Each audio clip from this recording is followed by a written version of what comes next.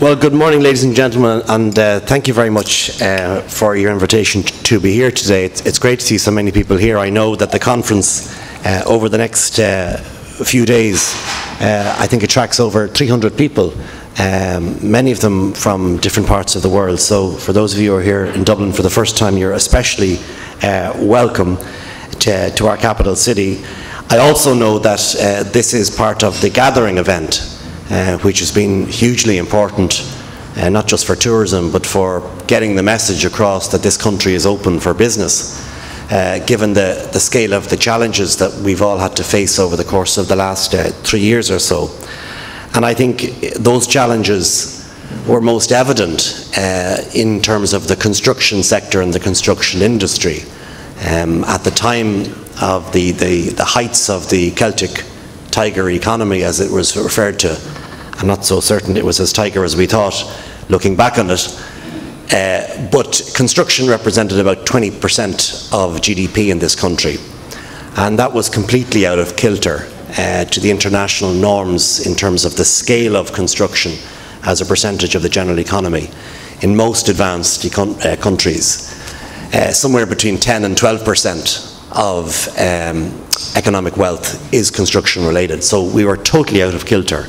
Now equally, we're totally out of kilter today because construction only represents about 4.5 to 5%, and the task of the government and all our agencies is to ensure that we can get economic activity going again and construction activity going again up to the region of about 10 or 11% again. I think that will be very, very significant because you have to have a thriving construction industry at the heart of any economic recovery, a sustainable economic recovery.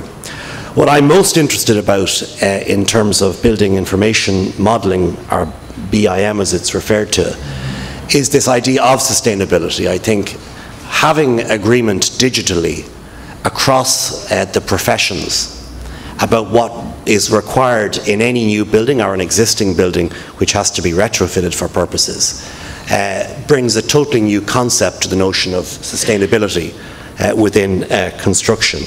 A whole-of-life approach to buildings is exactly what we are looking for.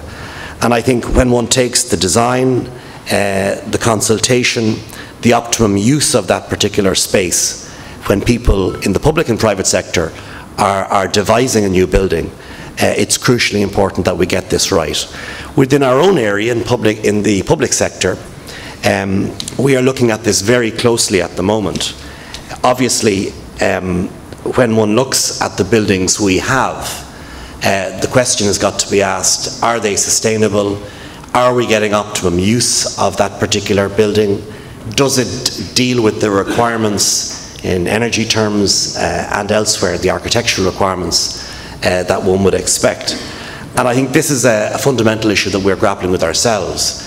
One of my jobs as Minister of State with responsibility of the Office of Public Works, the Office of Public Works has within it all of the key competencies in this area between architecture, quantity surveying, thermal efficiency, all of the key requirements that are there in terms of the proper use of public buildings.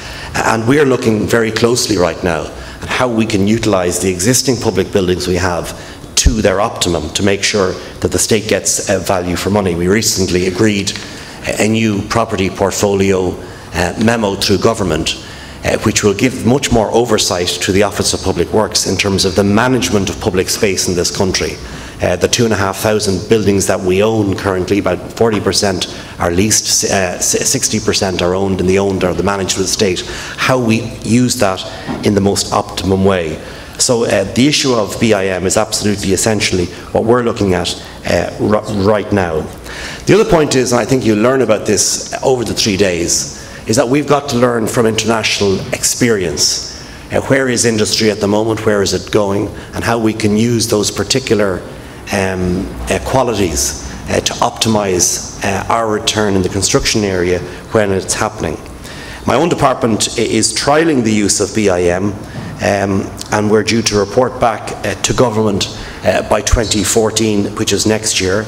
I know that the UK will have from 2016 BIM level 2 will apply So that's a very significant benchmark that the UK government has decided to put in place by 2016.